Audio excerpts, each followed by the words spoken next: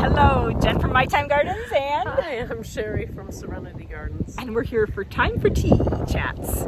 So we are out doing this lovely little walk. Cheri has just introduced me to the space, and I'm going to let her share with you what she's learning and seeing. Now go. So we're here at Orion Oaks Park in Orion Township, and I just think it's pretty, well, you were saying it's magical, and I just totally agree with you. Yeah, very magical. Any time of year that you come out here to hike, or you can bike through here, hike through here, you can bring your dog on a leash. It just, if you like to look at a beautiful landscape, they provide that here. So it's the fall right now, late fall, I would say, right? Beginning of November and November. My mouth is a little frozen from my walk out in the wind. But what I love is the little blue stem here behind us, and the grasses, and how they just provide movement in this garden and color. And then you can see little splotches of white or silver in there, and that's the dried seed heads of milkweed, which is, I think everyone knows, it's a pollinator plant. And then interspersed in here, just, it's, when you work on a garden design, it just really makes you realize, well, in a composition, the things that you need, you know, when you look at fine texture versus coarse texture.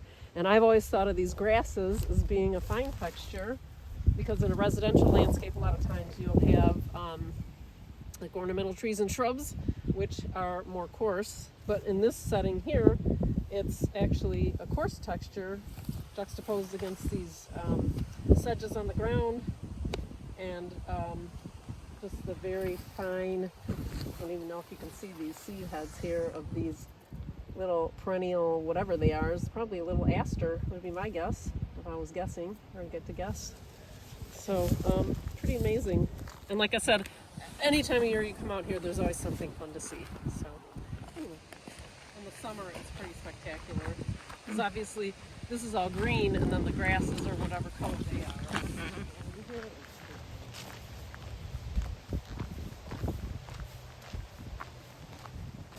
We were here So now we're in the other woods. day, and it was super sunny, and this one, oh, your levels.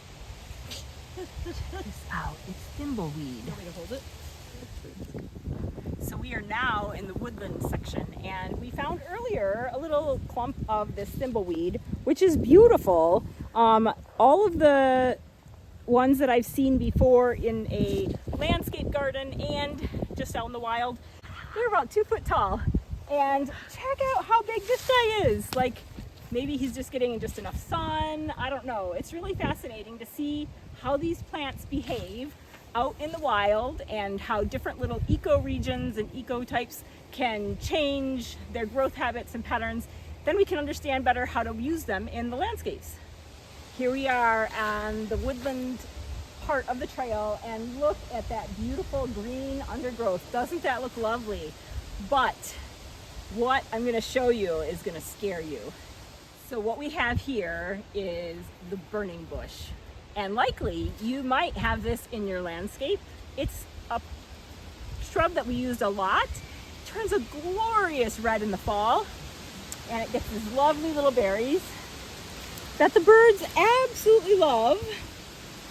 But the problem is the birds eat the berries, they go fly into the woods, and they poop the seeds. And these are becoming invasive. Likely this was not planted here by a human. It was likely planted by a bird or a critter. But look at down here. I want to show you what we're having a problem with. Look at all of these little seedlings that are happening. And then over here you can see the young ones. Their stems are green, and they kind of have that square feel.